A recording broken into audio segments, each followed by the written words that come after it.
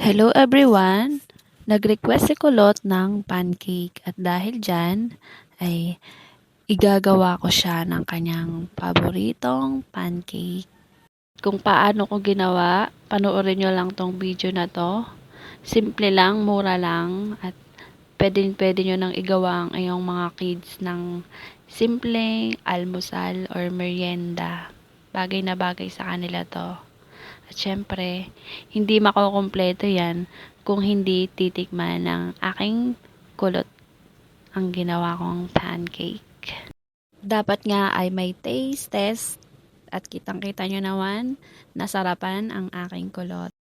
At sa isang lagayan, 1 cup ng harina, 1 powdered milk, half cup ng sugar, at 1 teaspoon ng baking powder. Lagyan ng 1 cup water. Haluin nyo lang yan guys. At pwede na yang ilagay sa harina. Yan. Lagyan ng isang itlog.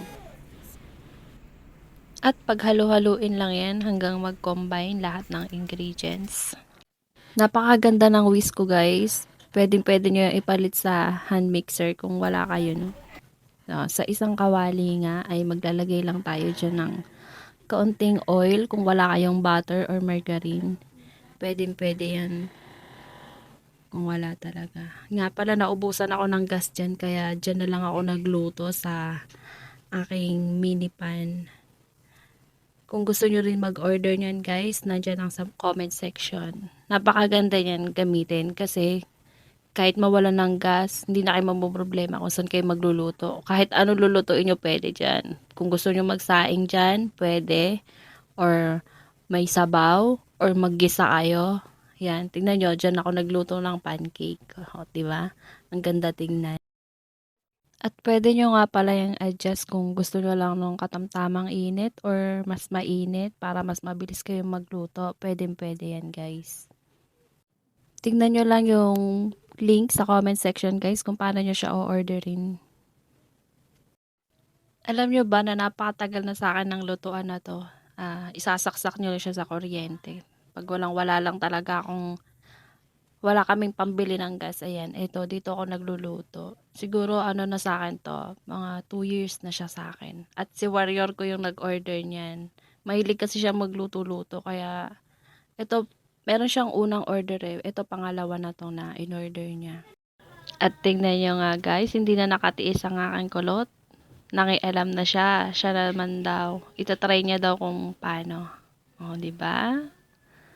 Siya na yung naglagay dyan. Safe na safe sa mga bata. Hindi kayo mag-aalala na baka mapaso sila. O. Siya na talaga yung nagluto niyan. Diba? Tawang-tawa. Yan, pag mga ganyan, gusto talaga nila mag-try, pwede nyo naman yan pa-try guys. Huwag natin ipagdamot sa kanila yan. Tsaka, parang banding yun na rin yan. O, diba? Basta gagabayan lang natin sila. Ayan.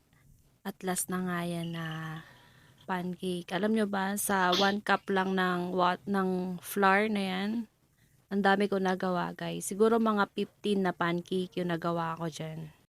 Ayan lang guys, salamat sa inyong panonood. Kung meron kayong mga suggestions, pwede kayong mag-comment. Please like and share my video. Thank you for watching. Bye guys!